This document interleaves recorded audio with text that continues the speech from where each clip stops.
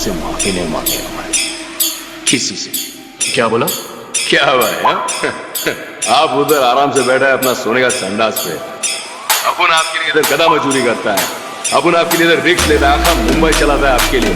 चलो अपन ही जाके पंटर लोग से माफी मांगेगा तो कैसा चलेगा ना भाई? तो करना क्या चाहता है? पैसा तो अपन देगा जितना बोला था उतना ही।